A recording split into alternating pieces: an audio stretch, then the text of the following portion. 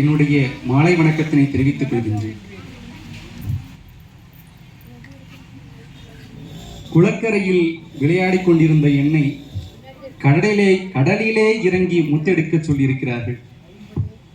அருட்செல்வர் ஐயா என்னும் கடலிலே பன்முக பெருவாழ்வு என்னும் முத்தினை என்னை எடுக்க சொல்ல போதும், அதை உங்கள் முன் நான் பேச வந்த போதும் கொல்லன் தெருவிலே ஊசிக்கு வந்திருக்கிறேன் என்பது எனக்கு நன்றாக புரிகிறது. அதாவது அருட்செல்வரை பற்றி நான் தெரிந்து கொண்டதை விட நீங்கள் வாழ்ந்து அனுபவித்தது மிகவும் அதிகம். நான் விழுப்புரம் மாவட்டத்தைச் சேர்ந்தவன். எனக்கு அருட்செல்வர் என்றால் தெரியாது. பொள்ளாச்சி மகாலிங்கம் ஐயா என்றால் தான் தெரியும். அங்கிருக்கும் அத்துணை பேருக்கும் அப்படி சொன்னால் தான் தெரியுமே தவிர இங்கு வந்துதான் அவருடைய பெருமைகளை பலவிதமாக நான் அறிந்து கொண்டேன். ஐயா அவர்கள் ஒரு சதாவதானி. இவர் தடம் பதிக்காத துறைகளே இல்லை. நான் அதில் சிலவற்றை மட்டும் உங்களுக்கு கூற விரும்புகிறேன். இவர் தமிழுக்கு ஆற்றிய தொண்டு, திருமந்திரம், திருக்குறள், திருஅருட்பா ஆகிய மாபெரும் சிந்தனை நூல்களுக்கு உரை எழுதியவர். அதை ஆங்கிலத்தில் மொழிபெயற்றும் பறைசாற்றியவர். அதில் 6000 பதிகளுக்கு மேல் பிரதியிட்டு அதை வெளியிட்டவர். தொழில் புரட்சி. ஒரு நாடு வளர வேண்டும் என்றால் அந்த நாட்டிலே தொழிற்சாலைகள் வளர வேண்டும். தொழிற்சாலைகள் வளர்ந்தால்தான் பொருளாதாரம் நிலைபெறும்.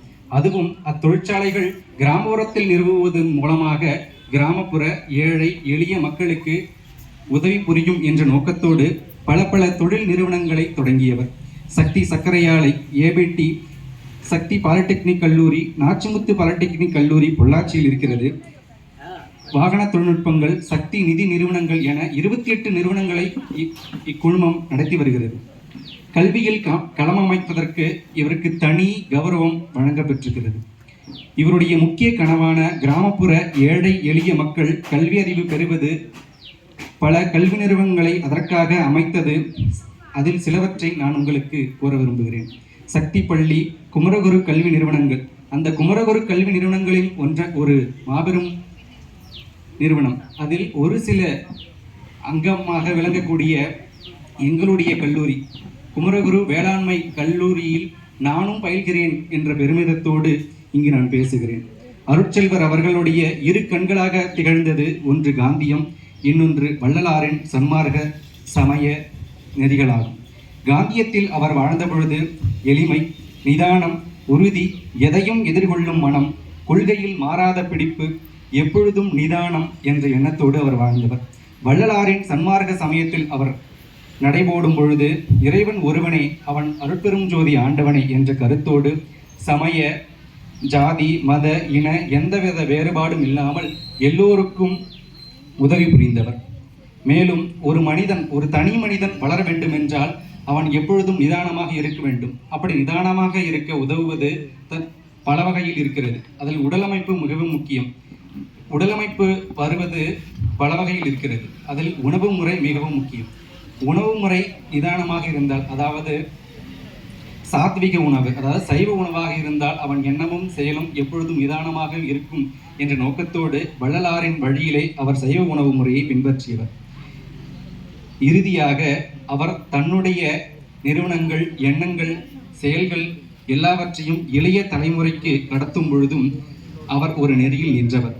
அதாவது இதை பற்றி ஐயா அவர்களுடைய மகனிடம் ஒரு பேட்டி எடுத்திருக்கிறார்கள். அப்பொழுது அவருடைய மகன் திரு மாணிக்க மகாலிங்கம் அவர்கள் கொடுத்த ஒரு செய்திதான் இது. திரு மாணிக்க மகாலிங்கம் அவர்கள் இந்த குழுமத்தின் தலைவராக பொறுப்பேற்ற ஒரு சில நாட்களிலே மாபெரும் ஒரு குழப்பம் ஏற்பட்டதாகவும் அதை தன் தந்தையிடம் சென்று தெரிவித்ததாகவும், அப்பொழுது அவர் சொன்னார், இதற்கு நீ கேட்கிறாய் என்பதற்காக உனக்கு நான் பதில் தருகிறேன். ஆனால் இது உன்னிடம் ஒப்படைத்து விட்டேன். இந்த நிறுவனத்தின் நல்லது, கெட்டது, வளர்ச்சி, இகழ்ச்சி, தாழ்ச்சி, மாபெரும் சிந்தனைகள் எல்லாமே நீதான் முடிவெடுக்க வேண்டும் என்ற நோக்கத்தோடும் அவர் சொன்னதாக கூறுகிறார். மேலும் அருட்செல்வர் ஐயா அவர்களை வாழ்த்திய பல பெரிய மனிதர்கள் இருக்கிறார்கள். பல குருமகா சன்னிதானங்கள் இவருடைய சைவன் தொண்டுக்காக வாழ்த்திருக்கிறது. பல பல்கலைக்கழகங்கள் இவரை கௌரவித்து டாக்டர் பட்டம் வழங்கியிருக்கிறது.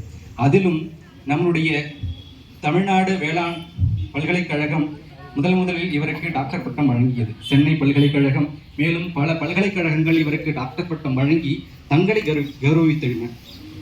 மேலும் இந்திய அரசு பத்மபூஷன் விருது வழங்கி இவரை கௌரவித்தார். மேலும் மக்கள் இவரை அன்போடு அருட்செல்வர் ஐயா என்று வணங்கி கௌரவித்தார்கள். மேலும் அவர்களை தங்கள் நெஞ்சத்திலே நிலைபெற செய்தார்கள். நானும் இம்மாமனிதனை வணங்கி என்னுடைய உரையை நிறைவு செய்கிறேன். நன்றி, வணக்கம்.